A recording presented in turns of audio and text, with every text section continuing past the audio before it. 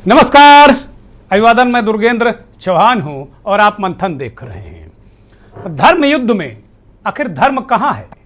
आज हम धर्म युद्ध पर चर्चा कर रहे हैं, क्योंकि जमीयत उलेमाए हिंद के 34वें अधिवेशन के आखिरी दिन जमीयत के अध्यक्ष मौलाना अरशद मदनी ने हिंदू धर्म पर एक बयान देकर बखेड़ा खड़ा कर दिया। सर्वधर्म सम्मेलन के नाम पर आयोजित ये अधिवेशन और एक गैर जिम्मेदाराना बयान, इस पर अन्य धर्मगुरुओं ने इसका बहिष्कार किया और माहौल तनावपूर्ण और टकराव हो गया। यहां यह प्रश्न उठता है या यह प्रश्न उठना स्वाभाविक है कि क्या यह बयान इतना जरूरी है, अपरिहार्य था, या फिर इस्लाम को सनातन के ऊपर दिखाकर अपने कुनबे में दरक रही जमीन को बचाना था।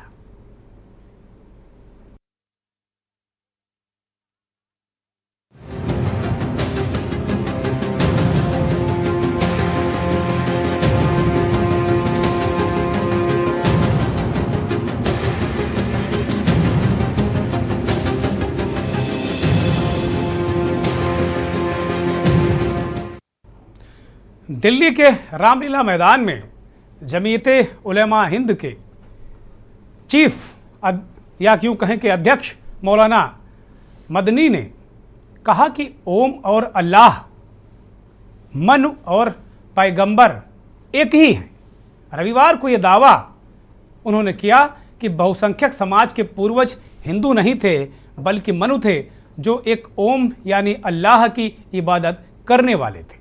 मौलाना अरशद मदनी की यह टिप्पणी राष्ट्रीय स्वयंसेवक संघ आरएसएस के प्रमुख मोहन भागवत के उस कथित बयान पर थी, जिसमें उन्होंने कहा था कि मुसलमान चाहें तो अपने धर्म पर रहें या अपने पूर्वजों की तरफ लौट आए। भागवत कई बार ये कह चुके हैं कि हिंदुस्तान में रहने वाले सभी लोगों का डीएनए एक है। जमीयते उलेमा हिंद के अधिवेशन के आखिरी दिन मौलाना अरशद मदनी के बयान पर अन्य धर्मगुरुओं ने जमकर हंगामा किया, बवाल किया और मंच छोड़कर वो चले गए। मौलाना मदनी उसी बयान पर रिएक्ट कर रहे थे जो मोहन भागवत का था। उन्होंने बहुत सारी बातें कही और उन्होंने एक हिंदुओं और मुस्लिमों में एक जो समताएं हैं उनके बारे में कहा। वो ये कहते रहे कि तुम्हारे पूर्वज हिंदू नहीं मनु थे, यानी आदम। उनके इस बयान के विरोध में अधिवेशन में पहुंचे अलग अलग धर्मों से ताल्लुक़ रखने वाले, पंथ से ताल्लुक़ रखने वाले धर्मगुरु मंच छोड़कर चले गए।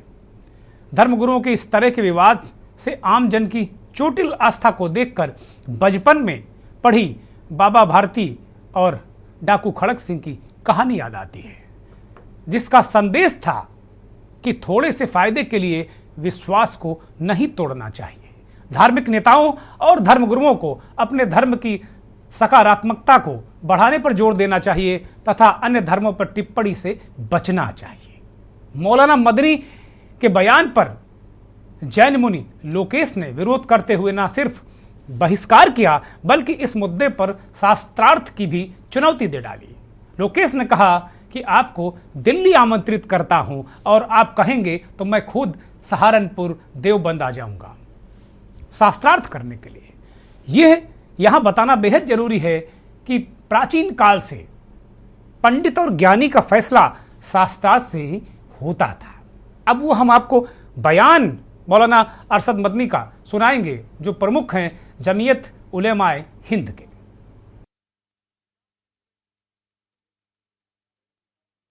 बड़े बड़े धर्म गुरुओं से पूछा, जब कोई नहीं था, न श्री राम थे, न ब्रह्मा थे, न शिव थे, जब कोई नहीं था तो सवाल पैदा होता है कि मनु पूजते किसको थे। कोई कहता है कि शिव को पूजते थे, लेकिन उनके पास इल्म नहीं है। बहुत कम लोग ये बताते हैं कि मनु कुछ नहीं था दुनिया में, वो ओम को पूजते थे। मैंने कहा ओम कौन है? बहुत से लोगों ने कहा कि वो एक हवा है। जिनका कोई रूप नहीं है, कोई रंग नहीं है, वो दुनिया में हर जगह है, हवा हर जगह है। उन्होंने आसमान बनाया, उन्होंने जमीन। मैंने कहा कि अरे बाबा, इन्हीं को तो हम अल्लाह कहते हैं। वो कह रहे हैं बाबा, इन्हीं को तो हम अल्लाह कहते हैं। अब यहां मौलाना मदनी को सनातन में घुसने की क्या जरूरत पड़ गई? क्या उन्होंने शिव पुराण पढ़ा है? वो कह रहे कि भाई शिव भी नहीं थे। सनातन में ये माना जाता है कि भगवान शिव आदि हैं, आदि योगी हैं, और वो उसमें घुस गए। राम के अस्तित्व पे भी उंगली उठा रहे हैं और कह रहे हैं कि मनु की पूजा करते थे। मेरा इस जगह बड़ा स्पष्ट मत है कि आप, वो चाहे भागवत जी हो और चाहे मौलाना मदनी, एक दूसरे के धर्मों में घुसिए मत अगर आपको शास्त्रार्थ करने का दमखम आपके अंदर नहीं है। अब इस पर जैन मुनि लोकेश और अन्य लोगों की कुछ तीखी प्रतिक्रियाएं भी हम आपको सुनाएंगे।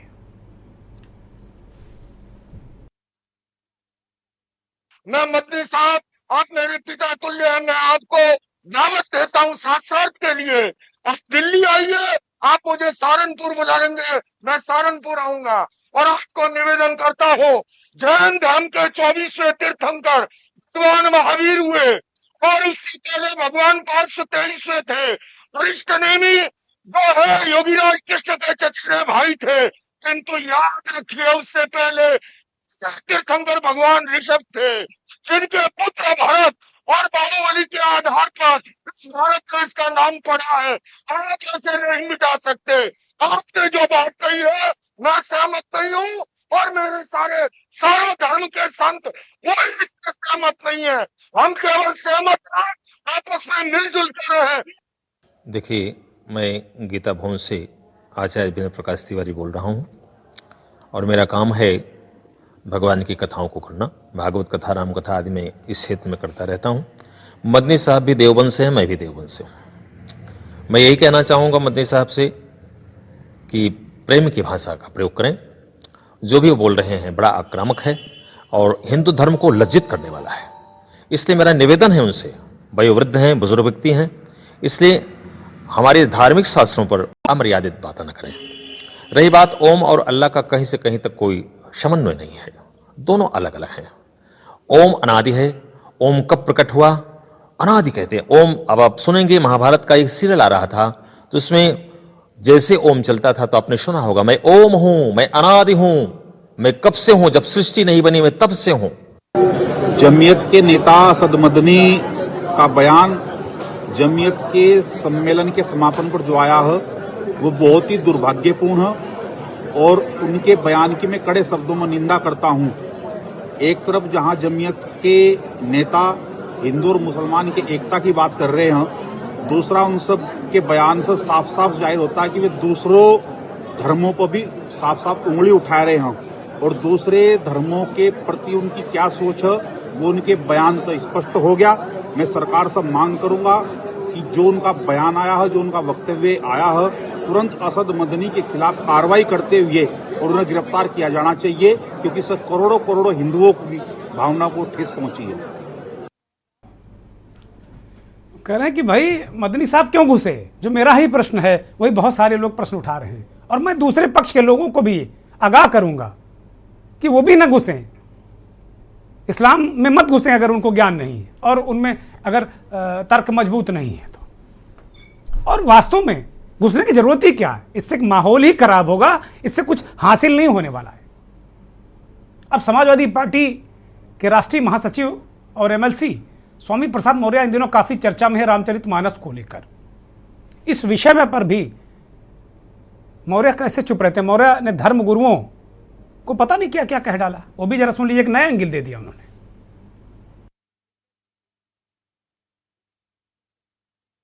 जिस दिन सिर काटने और कलम करने की बात किए थे, 30 लाख 51 लाख देने की बात किए थे, हमने तो कहा, मैं अभी भी पढ़ता था, सुनता था कि लोग ऋषि मुनि साधु सन्यासी कर पहले तो गुस्सा होते नहीं, और कभी उनको गुस्सा हुआ तो श्राप देते थे, बैठे बैठे जाते थे। लेकिन आजकल के बाबाओं के पास, आजकल के साधु सन्यासियों संतों के पास अपने जप और तप पे भरोसा नहीं है, उनको विश्वास नहीं रह गया, उनको अपने आराध्य पर विश्वास नहीं है, इसीलिए साथ देने की हैसियत में नहीं है। और इसीलिए अब वो आतंकवादी की भाषा बोल रहे हैं। कोई कहता सिर काटेंगे, कोई कहता जीभ काटेंगे, कोई कहता हाथ काटेंगे, कोई कहता नाक और कान काटेंगे।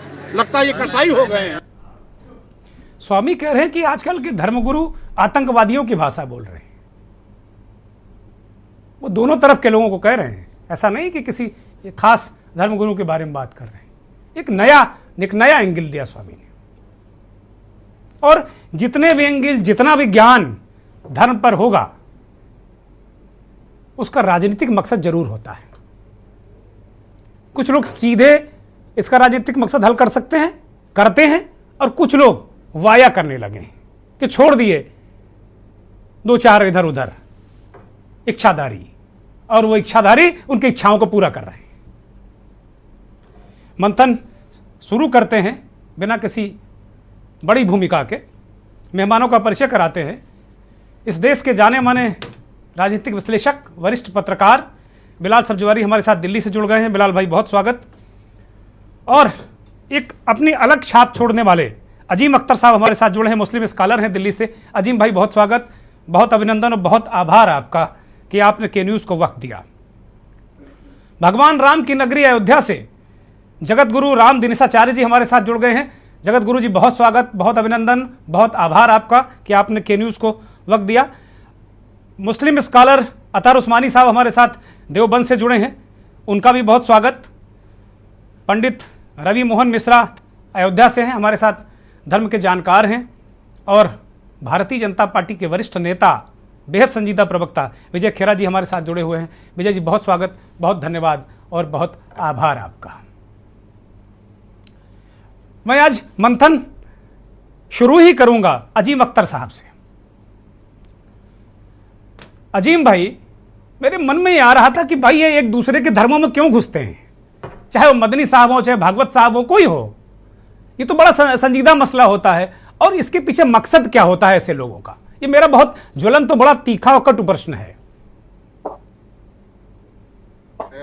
ख्याल है ये जो सम्मेलन हुआ था 2-3 का, ये एक अच्छी मूव थी। हिंदू और मुसलमानों में कुर्बत पैदा करने के लिए एक अच्छा मूव था, बहुत अच्छा मूव था, ये होना चाहिए था। लेकिन आखिर में जो अरशद मदनी साहब का जो स्टेटमेंट है, दैट वाज मोस्ट अनवांटेड, वो अनवांटेड था। उसने मुसलमानों और हिंदुओं को जोड़ने के बजाय और वो माहौल पैदा कर दिया कि अब ज्यादा तफरका पैदा होगा, ज्यादा एक दूसरे के लिए नफरत पैदा होगी। मौलाना अरशद मदनी का ये कहना हज़रत आदम हिंदुस्तान में, हाँ बोलिए बोलिए अजीम जहाँ साहब। तक पढ़ा है, जहाँ तक मेरा इल्म है, मैंने पैदा है, मेरा मुशाहिदा है, पढ़ा है, अल्लाह मियाँ ने जन्नत में हज़रत आदम को पैदा किया और फिर इनको दुनिया में उतारा गया माँ हव्वा के साथ, जो ईव कहलाती है। कहाँ उतारा गया इसकी कोई जगह तक पॉइंट आउट नहीं किया गया, ना हदीस में हमारे, ना कुरान शरीफ में, कि दुनिया के उस हिस्से में उतारा गया। तो आज मुल्कों के नाम है, यानी बाउंड्रीज है। उस जमाने में तो पूरी दुनिया एक ही थी, जंगल था, बेबान था। तो किसी भी मजहबी सहीफा, मेरा मतलब है किसी भी मजहबी किताबें में, मतलब इंजील में, तौरात वगैरह में, इस जगह को पॉइंट आउट नहीं किया गया कि आदम अलैहिस्सलाम को कहाँ उतारा गया था। समझा? आप कैसे कह रहे हैं कि साहब वो हिंदुस्तान में उतारा गया? उस वक्त तो हिंदुस्तान की बाउंड्री नहीं थी, हिंदुस्तान था कहाँ भाई? उस वक्त तो दुनिया एक जंगल था, वीरान था, वो जो भी था। पर ये तय नहीं है कि हजरत आदम सलाम को कहाँ उतारा गया है। ये सिर्फ असातिरी कहानियां हैं। बाद में कहा, कितने लाखों साल के बाद ये लोगों ने कहना शुरू किया कि वो जहाँ उतारे गए थे, वहाँ उतारे गए थे। हाँ, ये तो हमारे हदीस में है कि माँ हव्वा को जब मुलाकात हुई हजरत आदम अलैहिस्सलाम से, तो यासर, वो अरफात का जो मकाम है, जो हज का हमारा सेंट्रल पॉइंट कहलाता है दुनिया का, वहाँ पर उनसे 40 साल के बाद मुलाकात हुई थी। हजरत आदम अलैहिस्सलाम उनको ढूंढने के लिए निकले, तो 40 साल के बाद हजरत आदम अलैहिस्सलाम ने माँ हव्वा से मुलाकात की। कहाँ पर? अरफात के मैदान के अंदर। ठीक है? तो ये कह देना कि इस्लाम हिंदुस्तान में उतरा, चलिए हम आपकी बात बढ़ा लेते हैं। उसका कौन सा इस्लाम था देखिए, हजरत आदम अलैहिस्सलाम उतरे दुनिया में नबी से, हमारे हिसाब से, हमारे इत्तेकाद के हिसाब से, को अल्लाह के पहले नबी थे। ठीक है, वो दुनिया में उतारे, उनसे कहा गया कि तुम दुनिया में जाओ, तुम्हारी सजा के तौर पर तुम्हें दुनिया में उतारा जा रहा है, वहां पर तुम रहोगे, तुम अल्लाह की इबादत करो। ये पैगाम था, अल्लाह की इबादत करो, नेक काम की लोगों को तालीम दो, और आप उसमें मोहब्बत पैदा करना, ये सारा ये सब सिखाना है।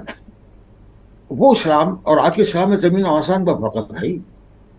हजरत आदम लेकर आए थे, यकीनन वो हिंदुस्तान में अगर हम माने लेते हैं कि आपको आपके हिसाब से वो यहाँ होते थे, तो हजरत आदम अलैहिस्सलाम ने हिंदुस्तान की जिस हिस्से में उतारे गए, दुनिया की जिस हिस्से में उतारे गए, वहां पर उन्होंने सबसे पहले अल्लाह का नाम लिया होगा। समझे, ये अल्लाह का नाम लेना भी एक इबादत है। अब आप ये कह रहे हैं कि उन्होंने इस्लाम फैलाया, वो तो चले गए थे जिस इलाके में उतरे थे, उतारे गए थे, वहां से माँ हव्वा की तलाश में आगे गए। तो आप कैसे कह सकते हैं कि हिंदुस्तान में इस्लाम उतरा? वो इस्लाम वो नहीं है, वो नहीं था जो आज का है। हमारा जो इस्लाम है, अल्लाह एक, रसूल एक, और क़यामत का दिन, ये हमारे इस्लाम जो आज हम और आप मुसलमान मानते हैं। इसके बगैर अगर हम अल्लाह रसूल को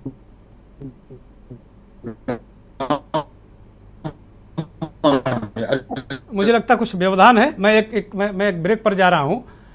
बड़ी महत्वपूर्ण बात कही अजीम अख्तर साहब ने कि भाई आप वो इस्लाम अलग था, ये इस्लाम जो आप बता रहे हैं, जिसकी परिभाषा आप दे रहे हैं, वो अलग है। हिंदुस्तान के किस कोने में उतारा गया, ये तो तुलना ही बेकार है। वो कह रहे कि जो सम्मेलन था, इसे सर्वधर्म सम्मेलन भी कहा गया, उसमें इस पहल बड़ी बेहतरीन थी। इस देश में जो कम्युनल हार्मनी है, सांप्रदायिक सौहार्द बनाने के लिए बेहतरीन पहल थी, अद्भुत था। लेकिन खलल क्यों पड़ा, ये बड़ा सवाल है। देवबंद से हमारे साथ अतहर उस्मानी साहब मुस्लिम स्कॉलर हैं, उनके पास मैं जाऊंगा। अतहर साहब, अभी अजीम अख्तर साहब ने कहा कि भाई आपने कैसे तय कर लिया कि इस्लाम हिंदुस्तान में उतरा। आप ये पहल बहुत अच्छी थी, बड़ी शानदार पहल थी। जो नफरतें पनप रही थी, जिनका जिक्र बहुत सारे लोग कर रहे हैं, उनको एक साथ लाने के लिए, हिंदू मुसलमान के साथ एक बॉन्डिंग के लिए ये अच्छा प्रयास था। लेकिन आखिरी में खलल, उल जलूल बयानबाजी। अतार साहब फरमाइए।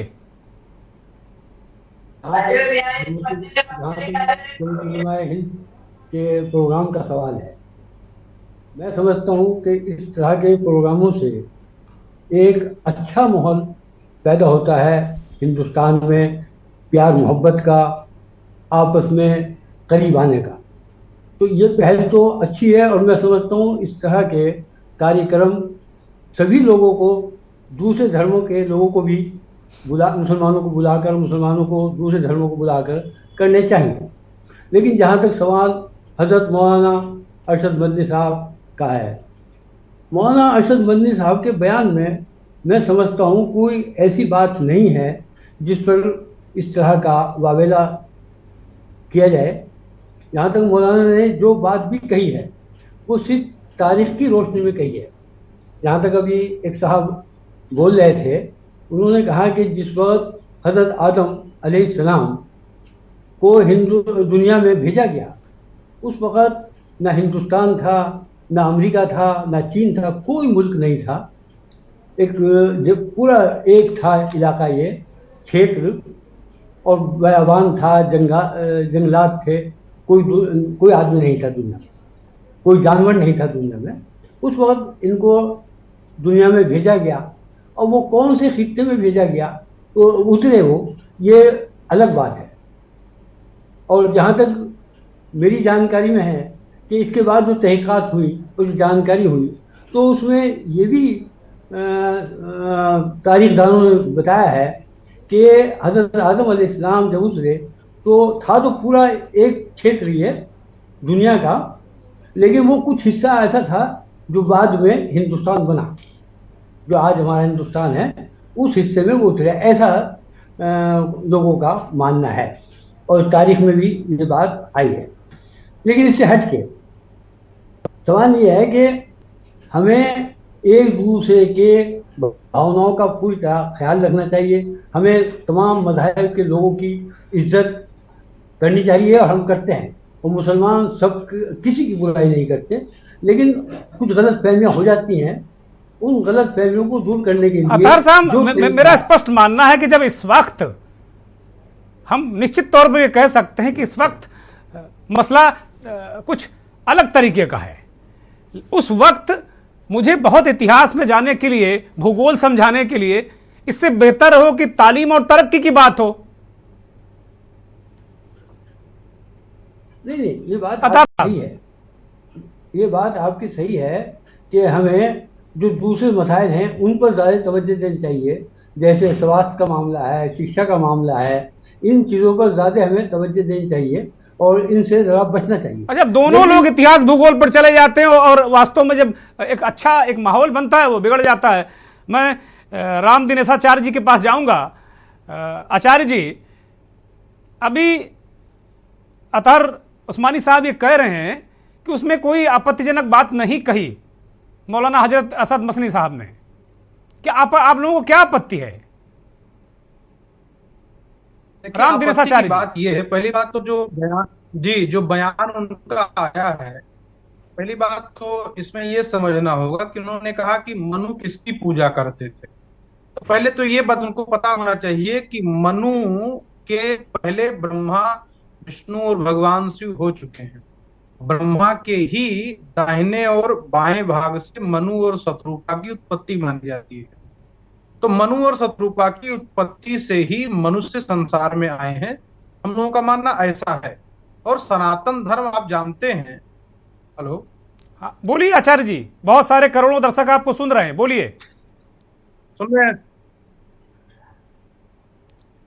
बोलिए जगत गुरु।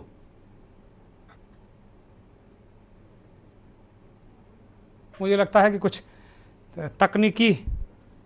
तकनीकी व्यवधान है, नेटवर्क इशू है। मैं बिलाल सब्जवारी के पास जाऊंगा। बिलाल भाई, बहुत सारे विद्वान हमारे साथ में जुड़े हुए हैं, वो सब इसी बात को कह रहे हैं कि भाई इसमें दिक्कत क्या है। लेकिन जो मैं अपने प्रश्न पर कायम हूँ और मैं अपने स्टैंड पर कायम हूँ कि भाई इतिहास भूगोल अब समझाने का वक्त नहीं है, अब तालीम और तरक्की की बात करिए। एक अच्छा, जैसा कि अजीम अख्तर साहब ने कहा कि एक बहुत अच्छी पहल, नायाब पहल, और मुझे वर्षों के बाद ये चीज़ें दिखी हैं। सर्वधर्म सम्मेलन होना इस देश में बंद हो गए हैं, इसी वजह से बहुत ज़्यादा दूरियां बढ़ने लगी हैं। अब हालांकि बहुत सारे लोग कहेंगे कोई दूरी नहीं है, आप बकवास की बात करते हैं। अभी कुछ लोग कह दें कि आप कांग्रेसी हैं। देखिए दुर्गेंद्र भाई, जो मौलाना अरशद मदनी का बयान है और दूसरा महमूद मदनी का बयान है, दोनों चचा भतीजों का बयान, मैं उन दोनों पर बात करना चाहूंगा जी। दरअसल अरशद मदनी जो जमीयतुल उलमा हिंद के अध्यक्ष हैं, उनका जो बयान मैंने सुना वो प्रथम दृष्टया मेरे को फिक्शनल बयान नजर आता है, एक काल्पनिक बयान नजर आता है जी। और काल्पनिक बयान का कोई किसी भी तरीके से, फिक्शनल बयान का कोई किसी भी तरीके से कोई अर्थ नहीं निकाला जाना चाहिए। लेकिन जब कोई फिक्शनल बयान एक धार्मिक साइंटिस्ट के रूप में दिया जाए तब वो एक विवाद खड़ा करता है। तो मौलाना अरशद मदनी कोई धार्मिक साइंटिस्ट तो है नहीं कि जिन्होंने खोज कर ली है, तो वो बयान तो धार्मिक साइंटिस्ट के रूप में दे रहे हैं, बात फिक्शनल कर रहे हैं। तो ये प्रॉब्लम है। तो इस पर तो मेरे को खुद ही हंसी आती है कि आप अथॉरिटी के फॉर्म में बात कर रहे हैं, लेकिन आपकी बात एक फिक्शनल बात है। तो जिसका मुझे कोई तर्क नजर नहीं आता। किस व्यक्ति ने इस विषय पर पूरे दुनिया में रिसर्च की है जो ये साबित कर सके कि कौन सा नबी, कौन सा पैगंबर कहां उतरा? अभी तक तो ऐसी कोई रिसर्च दुनिया में कहीं सामने नहीं आई है। तो जब आप कोई फिक्शनल बयान करते हैं और उस फिक्शनल बयान को एक धार्मिक साइंटिस्ट के रूप में जस्टिफाई करते हैं, तो यहां पर विवाद पैदा होता है। तो यह साबित करता है कि जो आप कम्युनिकेट करना चाह रहे हैं वो अपने आप में विवाद का शिकार बनेगा, नंबर एक। नंबर दो, मौजूदा राजनीतिक परिस्थितियों में इस बयान को दूसरे तरीके से भी देखा जा सकता है। अगर मोहन भागवत जी के दृष्टिकोण से देखा जाए कि यहाँ पर मुसलमान यानी कि इस्लाम धर्म बाहर से आया, तो आप उस दृष्टिकोण से अगर ये कहना चाह रहे हैं कि इस्लाम हिंदुस्तान की देन है, तो उसको भी आपको एक रिसर्च के आधार पर रखना पड़ेगा और उससे भी डाटा रखने पड़ेंगे, उसको को भी एक रिलीजियस साइंटिस्ट के रूप में रखना पड़ेगा। तो ये सारी चीजें हैं जिसको बहुत ही अथॉरिटी से बोलने की जरूरत है। और अगर आप अथॉरिटी से किसी चीज को रखते हैं और वो रखते समय आपकी बात फिक्शनल होती है, तो यकीनन आप क्रिटिसिज्म का शिकार होते हैं। यही वजह है कि दोनों चचा भतीजे आज लोगों के निशाने पर हैं और इन दोनों का बयान सही मायनों में एक विवाद का विषय बना हुआ है और एक तरह से ये कहिए कि इन पर टीका टिप्पणी भी हो रही है। क्योंकि मैं बहुत धार्मिक आदमी नहीं हूं। अजीम अख्तर साहब ने बहुत ही खूबसूरती से कहा कि मौजूदा माहौल में हमें सौहार्द की बात करनी चाहिए। कुछ समय पहले मोहन भागवत जी ने भी सौहार्द की बात की। तो अगर आप सौहार्द की बात से किसी चीज को रखते हैं, इंटेंशन को रखते हैं, तो उसका वेलकम किया जाना चाहिए। ठीक बात। लेकिन ऐसी कोई बात नहीं करनी चाहिए जिससे बनता बनता सौहार्द भी बिगड़ जाए। ठीक बात है, ठीक बात है। बहुत बहुत महत्वपूर्ण बात कही बिलाल साहब ने कि भाई वास्तव में धार्मिक साइंटिस्ट, क्या ये लोग हैं धार्मिक साइंटिस्ट? अब अभी जगत गुरु दिनेशाचार्य जी कह रहे हैं कि भाई भगवान शिव पर आप कैसे उंगली उठा सकते हैं?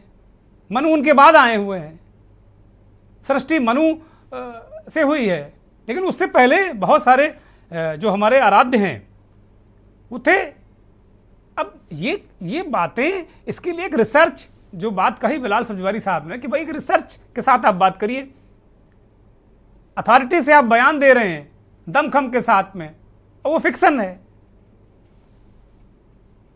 अब बड़ा महत्वपूर्ण है कि इस तरह के बयान आखिर दिए क्यों जाते हैं, ये समझने की बहुत वास्तव में इसकी आवश्यकता है। लेकिन मसला ये है कि वास्तव में ये बिना जानकारी, बिना साइंटिफिक रिसर्च के ये इस तरह के बयान, वो भी ऐसे अधिवेशन में जहां कम से कम कुछ जुड़ने की बात हो रही हो, लोगों के आपस में प्रेम सौहार्द बनने की बात हो रही हो, ऐन वक्त पर ऐसा क्यों हुआ? ये बड़ा प्रश्न है। मैं विजय खेरा, बीजेपी के प्रवक्ता हैं, उनके पास जाऊंगा। विजय जी, इस तरीके के बयानों, इस तरीके की जो उल जुलूल प्रस्तुतिकरण होते हैं, क्या इनके पीछे कोई राजनीतिक मकसद होता है? आप तो राजनीतिक व्यक्ति हैं। आवाज है मेरी? दर्शक सुन रहे हैं, आप बोलिए। देखिए, अभी मदनी साहब ने जो बोला है, दो ही बातें काफी हैं उनको कंडेम करने के लिए, उनके ऊपर एक्शन करने के लिए। दो ही बातें काफी हैं। उन्होंने ये बोला है ये भूमि मुसलमानों की है, भड़काया, दंगा कराने की कोशिश की, साफ उन्होंने कहा। और उन्होंने बोला ओम ही खुदा है। ये दो बातें काफी हैं। अगर ओम ही खुदा है तो तुम ओम कब से पूज रहे हो? कितनी मस्जिदों में ओम लिखा है? कब आपकी कुरान में ओम से शुरुआत होती है? क्यों झूठ बोल रहे हो? किसको बहला रहे हो? किसको बहका रहे हो आप? आपके मन में क्या है ये तो पता लगेगा नहीं इस तरह से उनके मन के अंदर क्या है। अब सवाल इस बात का उठता है कि आपने ये बात उठाई तो इनके मन में ये था कि ये भूमि मुसलमानों की है। This is a political language. वो ये बोलने वाला कौन है? अगर एक तो थी नहीं, दूसरी बात पूरी दुनिया का आप इतिहास उठा के देख लीजिएगा, ये तो सबसे यंग, सबसे युवा धर्म है किस दुनिया में जी रहे। मदनी जागो, पढ़ो पहले, 7वीं सेंचुरी का है ये तो। उससे पहले बीसी कितने धर्म आ चुके। हिंदुइज्म के बाद जूडिज्म के बाद जैनिज्म। ये तो रखते कहां हो आप? इतिहास की बात करो ना, बकवास क्यों कर रहा है? सामने बैठ के शास्त्रार्थ करो, जन मुनि से करो, हमें जैसे छोटे आदमी से करके बैठ के देख लो। आप इतिहास पढ़ लीजिए, किस मस्जिद में ओम लिखा है? ये आदमी जिसके भरोसे बोल रहा है कि ओम ही खुदा है, ये भूमि मुसलमानों की है, हिंदू बाद में आए, नॉनसेंस बात कर रहा है, भड़का रहा है, दंगे की कोशिश कर रहा है। जब ये देख रहा है, इसके सामने मदनी को मालूम है कि क्या चीज सच है और क्या झूठ है, कब संस्कृत आई। तुम्हारा धर्म तो पैदा ही नहीं हुआ था भाई, तुम तो कहीं थे ही नहीं। उसके बाद तो कई धर्म आ चुके। You are the youngest in the world. Youngest religion ठीक बात है। सेंचुरी मतलब BC के हैं। ठीक ये बात तो है। इतिहास हुआ। दूसरी बात, आप ये और बता दीजिएगा कि ये वक्त, जैसे अभी कई लोगों ने कहा भी है, ये वक्त है इस बात का। आप सो रहे हो यहाँ से, इतिहास हमारे सामने है। क्या आए नहीं था यहाँ? क्या लूटा नहीं था या तैमूर लंग ने? क्या हुमायूं बाहर का नहीं था? क्या ये धर्म मक्का में शुरू नहीं हुआ? क्या बकवास कर रहा है ये? चाहता क्या? इसके मन में क्या है? दंगा कराने के अलावा और कुछ नहीं है। ये समाजवादी पार्टी, जैसे मुलायम सिंह जी के समय में हर साल दंगा होता था, चाहे गोरखपुर में, चाहे कानपुर में, चाहे बदायूं में, हर जगह दंगा कराए होते रहते थे। अब इनका काम, रोटी रोजी बंद हो गई, तो एक के बाद एक, पहले उसको भेजा स्वामी को, प्रसाद को, अब ये दूसरा आदमी शुरू हो गया, क्योंकि इनके मन में दंगे फसाद हों और वोट बटें, इनके जाति पे बढ़ जाए चाहे धर्म पे बढ़ जाए, ये मदनी के पीछे। अच्छा, आप लोग हिंदुओं में रखना चाहते हो पूरे सबको, वो सारे वोटों को हिंदुओं में रखना चाहते हो आप लोग, बटने ना पाए? हमरा रखने का तो सवाल ही नहीं है। नहीं, वही कह रहे हैं ना कि जातियों में वोट ना बटे। दिक्कत यही है विजय जी, बहुत अदब के साथ में कह रहा हूं, दिक्कत यही कि राजनीति, दोनों तरफ राजनीति आती है।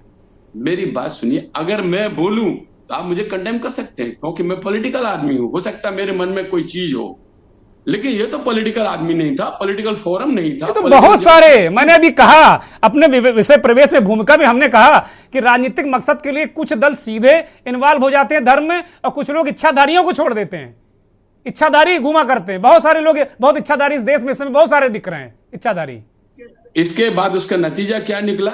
टीवी पे अभी एक कोई वक्ता यही बोल रहा था, उनकी भाषा, कि जब इस्लाम की बात चलेगी तो लोग बिलबिलाएंगे। This he was telling. अभी नहीं, हमारे डिबेट में ऐसा किसी ने कहा, पता नहीं कहां आपने सुना, वो तो खैर आप जाने, यहाँ कोई नहीं कह सकता। हम तो बता रहे हैं आपको ना, आपको मैं इन्फॉर्म कर रहा हूं। पूरे हमारा जितना मंच यहाँ बैठा है सब पढ़े लिखे बुद्धिजीवी लोग, जिम्मेदार लोग, अजीब अख्तर साहब हैं, बिलाल साहब हैं, बहुत ही जिम्मेदार लोग हैं। तो मैं यही तो बता रहा हूँ। उस्मानी साहब हैं, देख रहा था, दिनेश जी हैं, जो दूसरी तरफ से बैठे हुए थे वक्ता, उन्होंने ये बोला कि लोग दुनिया में बिलबिलाएंगे जब ऐसा होगा। तो मैंने उनकी भाषा देखी है, इनके मन में क्या है, क्या ये कराना चाहते हैं। और ठीक बात है विजय जी। अब मैं रवि मोहन मिश्रा जी को लूंगा। रवि जी, मेरा लगभग एक जो सिक्के का एक पहलू का जवाब दे दिया विजय जी ने कि भाई कोई मकसद मन में काला है, कुछ ना कुछ गड़बड़ है, क्योंकि इस तरह की भाषा वो बोल रहे हैं। ठीक है, लेकिन जब इस तरह की भाषा होती तो रिएक्शन भी होता, फिर रिएक्शन को भड़काने वाले लोग दूसरी तरफ भी होते हैं। रवि जी, हम बता दें। जी, जैसे कि जिसको किसी बारे में कुछ ज्ञात ना हो, हमारे शास्त्रों के अनुसार, या फिर बाइबल हो या कुरान हो, कुरान से लेकर पुराण तक जो भी चर्चाएं होती हैं, उस विषय पे बोलना चाहेंगे। राजनीति से कोई लेना देना नहीं है।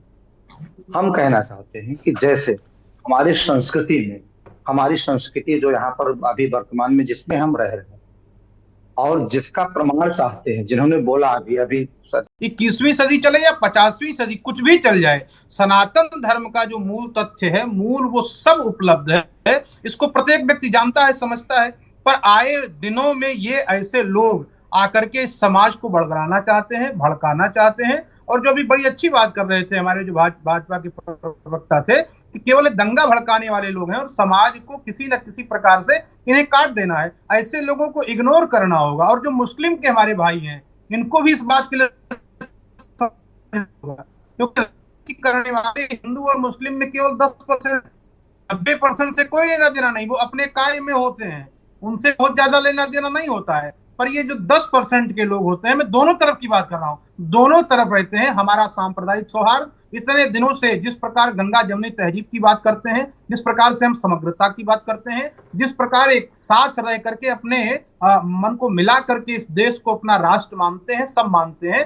पर इन लोगों से बचना होगा। एक गैर जिम्मेदार, ये अगर हम कहें कि ये बौद्धिक आतंकवादी लोग हैं, जो अपनी बौद्धिक आतंक, मैं उसमें स्वामी प्रसाद मौर्य का भी नाम लेना चाहता हूं, जिनको एक अक्षर का ज्ञान नहीं। स्वामी कह रहे हैं कि बहुत सारे धर्माचार्य, धर्मगुरु आतंकवादी बातें करते हैं, आपने कह दिया बौद्धिक आतंकवादी। जी, ध्यान दीजिए, मैं बौद्धिक आतंकवादी शब्द का प्रयोग कर रहा हूं। बौद्धिक आतंकवादी लोग ऐसे ही होते हैं कि जिनके बाप दादा 500-400 वर्ष तक जिस रामचरितमानस की चौपाइयों को पढ़ते रहे, उनको आत्मसात करते रहे, उसका पाठ करते रहे, उससे मुक्ति प्राप्त करते रहे।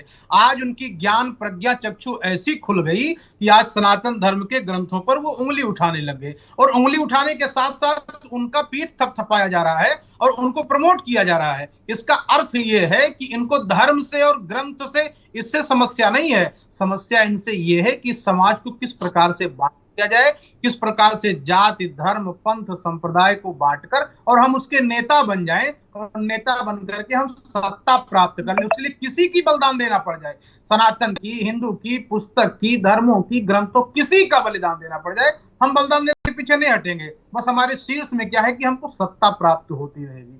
ऐसे बौद्धिक आतंकवादी लोग इस समाज को तोड़ते मोड़ते हैं और इस समाज को बिल्कुल समाप्त करने के कगार पर हैं। इसमें सब वर्गों की जिम्मेदारी है, मुस्लिम भाइयों की, हिंदू भाइयों की, सिख भाइयों की, ईसाई भाइयों की। इनको समझना होगा कि ये चार नेता मिलकर के हमारे सांप्रदायिक सौहार्द को नहीं बिगाड़ सकते। ऐसे बौद्धिक आतंकवादी लोग हमारी बनाई हुई जगत गुरु जी, ये जो भगवा ये पहन के या टोपी लगा के जो धर्माचार्य जाते हैं दाढ़ी बढ़ा के, ये इन पर कुछ लगाम नहीं लगनी चाहिए। ये कुछ भी बोले जा रहे हैं, कुछ भी समझे जा रहे हैं, करिश्मा दिखा रहे हैं, तिलिस्म दिखा रहे हैं। भाई आप जैसे संत भी हैं जो आराम से तपस्या कर रहे हैं और समाज को नई दिशा दे रहे हैं। महत्व नहीं दिया गया, हमारे यहाँ चमत्कारों को कोई महत्व नहीं दिया गया। आप बताइए कितने संतों को लोग भारत में जानते हैं, कंदराओं में, गुफाओं में रहकर, वही मैं कह रहा हूं कि भाई मैं तो वो किसी से मिलना भी पसंद नहीं करते हैं। पर हुआ क्या ना, आज मैंने पहले कहा कि सोशल मीडिया का जमाना है। इस सोशल मीडिया में आज सब कुछ आप 2 मिनट में जब चाहो जहां तक प्रसारित हो सकते हो। तो ये जो लोकैष्णा की दशा है ये साधुओं में भी आई है, और वो साधु नहीं है, बने हुए साधु। बड़ी बात है बड़ी बात। बिलाल साहब, जगत गुरु ने बड़ी महत्वपूर्ण बात कही थी, इस मंथन को एक नई दिशा दे दी कि ये जो तृष्णा है ये दोनों तरफ है, चाहे मदनी हो, चाहे इधर वाले हो, चाहे उधर वाले हो, ये तृष्णा है। और मैं तो कहूंगा नेता बनने की लालसा है कि वो कह रहे हैं विजय खेरा नेता नहीं, मैं नेता हूं। अब चूंकि मैं डायरेक्ट ही बन जाऊंगा, कोई जरूरत नहीं बीच में। देखिए दुर्गेंद्र जी, मैं तो आपके चैनल के माध्यम से समय समय पर ये बात कहता आया हूं और नए दृष्टिकोण से हमेशा बात रखने की कोशिश करता हूं। जब देश के धार्मिक गुरु ईश्वर और अल्लाह की लड़ाई कराते हैं तो वो काल्पनिक लड़ाई उनके अनुयायियों में हो जाती है, जो उनके मानने वाले होते हैं। ये राजनीति है। तो क्यों कराते हैं भाई? बिलाल साहब ये भी बता दीजिए ना, क्यों कराते हैं? ये मकसद यूं ही तो नहीं कराते, वो कोई मकसद तो होगा ना। हाँ, उनकी पॉलिटिकल मंशा होती है। बस ये धार्मिक गुरु मेरा जो मसला यही है कि मैं यही जवाब चाहता हूं कि वास्तव में मसला क्या, क्यों ऐसा करते हैं वो। कहीं इनका इस्तेमाल सरकारें करती हैं, कहीं ये खुद अपने आप को इस्तेमाल के लिए ऑफर करते हैं सरकारों को। सबकी राजनीतिक लालसाएं होती हैं, और खास तौर से अरशद मदनी और महमूद मदनी, ये दोनों चचा भतीजे एक पॉलिटिकल बैकग्राउंड से आते हैं। मैं यहाँ पर बहुत ही सभ्यता के साथ ये कहना चाहूंगा कि दारुल देवबंद जैसा इंस्टीट्यूशन जो स्कूल ऑफ थॉट माना जाता है, जब उसको रिप्रेजेंट करने वाले इतनी हल्की बात करते हैं जिसका कोई आधार नहीं, फिक्शनल बात करते हैं, तो बड़ा अफसोस होता है। उससे दारुल देवबंद जैसे संस्थान पर उंगली उठती है। तो कल कहने का अर्थ यह है कि धर्म गुरुओं को ईश्वर अल्लाह की लड़ाई ना कराकर तब ये संदेश देना चाहिए कि ईश्वर अल्लाह हमसे चाहता क्या है, और उसकी प्रेरणा देनी चाहिए समाज में, ताकि सौहार्द कायम हो। अजीम अख्तर साहब से मैं चाहूंगा कि वो इस पर और रोशनी डालें। जी बिल्कुल ठीक है। मैं बिलाल साहब मैं ब्रेक लूंगा, और जब ब्रेक से लौटूंगा तो अजीम अख्तर साहब के पास जाऊंगा कि ये जो लड़ाते हैं ईश्वर अल्लाह को, मकसद क्या है इनका। जगत गुरु दिनेशाचार्य जी ने कहा कि चाहे 21वीं सदी हो चाहे 50वीं, जो सनातन है, जो आदि है, जो अनादि है, वो है। बात ठीक है। वास्तव में इसमें किसी दूसरे को घुसने की जरूरत क्या है? एक नया विवाद पैदा हो, चाहे वो इस पक्ष वाले हो, चाहे उस पक्ष वाले हो, और चाहे कोई तीसरा पक्ष हो। मुस्लिम स्कॉलर, जाने माने विद्वान अजीम अख्तर साहब हमारे साथ दिल्ली से जुड़े हैं। अजीम साहब, वास्तव में राजनीति मुझे जो प्रत्यक्ष तौर पर दिखता है, ये कहीं ना कहीं इसके पीछे राजनीति होती है, या तो वाया या सीधे। आप इस पे क्या नजरिया रखते हैं? कि मैं आपको बड़े मुख्तसर से जवाब दूं कि हमारे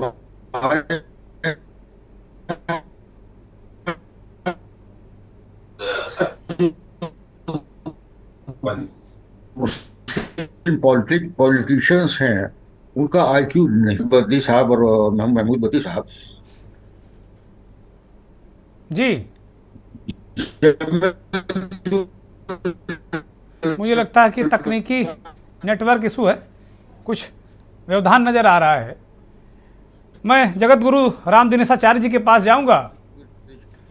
जगत गुरु जी, बहुत संक्षिप्त में मैं ये जानना चाहता हूं कि आपकी नज़र में इस तरह की जो चीज़ें होती हैं, इसके पीछे क्या राजनीतिक मकसद होता है?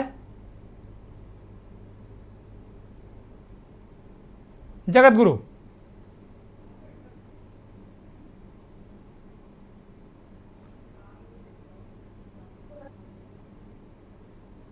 मुझे लगता है जगत गुरु तक भी, जगत सुन गुरु पा रहे हैं मुझे? अनम्यूट करिए। हाँ, सुन पा रहे हैं? हाँ, बोलिए। मैं कह रहा हूं कि केवल 10% लोग ही ऐसे हैं जो ऐसे बयान देते हैं। और एक बात मैं और इससे आगे बढ़ के आपसे कहूं, अभी 21वीं सदी वाला भारत है। अब ऐसे कुछ लोगों के भड़काने से भारत की जनता भड़कने वाली नहीं है। हम ग्लोबल की अब बात करते हैं। अब भारत की सीमाओं से बाहर निकल करके पूरे विश्व को जिस वसुधैव कुटुंबकम की भावना को परिणित किया था, मुझे लगता है कि 21वीं सदी में उसको आज संपूर्ण विश्व में लागू किया जा रहा है। आने वाली जो जनरेशन है वो अभी चक्करों में पड़ने वाली नहीं है कि आपने कह दिया ये बड़ा है और आपने कह दिया ये छोटा है, तो इनके चक्कर में पड़ने वाली नहीं है। अब एक दृष्टि हमें आगे बढ़ानी होगी। और ये जो कुछ लोग हैं, मैंने पहली बार कहा और अब भी कह रहा हूं कि ये जो बौद्धिक आतंकवादी टाइप के लोग हैं, इनको इग्नोर करना होगा और पार्टियों को भी इसकी जिम्मेदारी लेनी होगी। जिस पार्टी से ये लोग जुड़े हैं या जिस संस्था से ये लोग जुड़े हैं, उन लोगों को भी जिम्मेदारी लेनी होगी कि ऐसे लोगों से बचकर रहें अपने समाज और देश को बचाने के लिए। इसके लिए दोनों के लोग जिम्मेदार हैं, जनता जिम्मेदार है, भारत की जनता जिम्मेदार है और आने वाली जनरेशन अब इन लोगों की बातों को सुनने वाली नहीं है। इसलिए अपनी गिरबान में झांक करके बयान देने से पहले तो समझना होगा कि अब 21वीं सदी का जो भारत है, जो युवा भारत है, वो किस ओर जा रहा है। ठीक बात है जगत गुरु। हमारे साथ अजीम अख्तर साहब फिर से आ गए हैं। जगत गुरु कह रहे हैं अजीम अख्तर साहब कि ये समझने की बात यह है कि 21वीं सदी का भारत है और 10% लोग हैं। जगत गुरु बड़ी बेबाकी के साथ बड़ी ईमानदारी से कह रहे हैं, वो लाग लपेट की बात नहीं कर रहे हैं। वो दोनों तरफ के जो 10% हैं उनको गुनाहगार वो ठहरा रहे हैं। वो कह रहे हैं कि जो जिस संस्था, जिस राजनीतिक दल से दोनों इस तरह के लोग ताल्लुक रखते हैं, प्रत्यक्ष तौर पर या परोक्ष तौर पर, उनको कम से कम उन संस्थाओं को देखना चाहिए, क्योंकि अब हमारे पास ये सोचने के लिए समय नहीं है।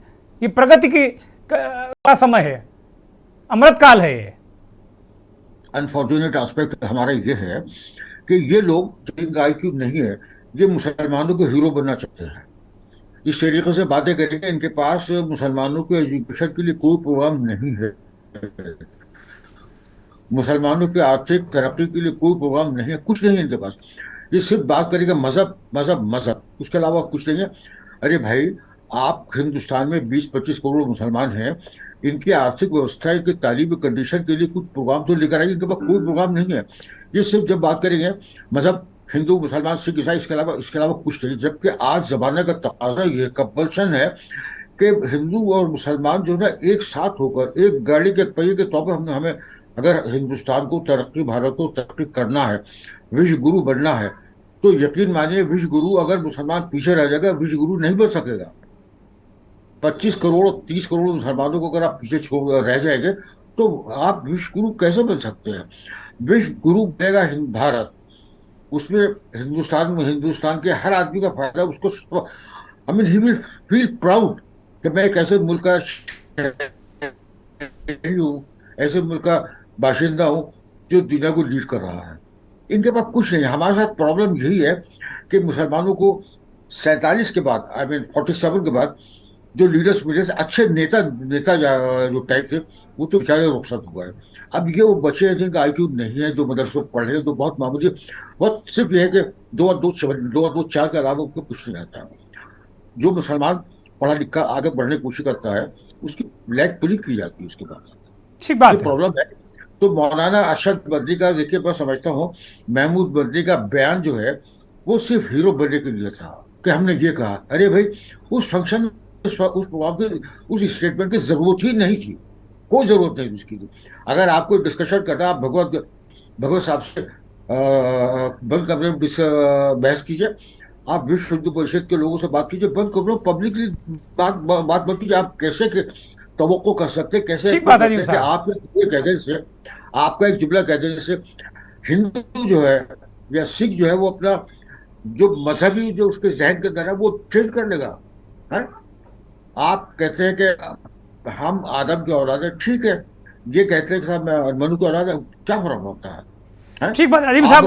अब चूंकि वक्त बिल्कुल खत्म हो गया है, राम दिनेशाचार्य जी कुछ कहना चाह रहे हैं और 10 सेकेंड जगत गुरु को, फिर 10 सेकेंड विजय जी को, बस खत्म करेंगे। जगत गुरु।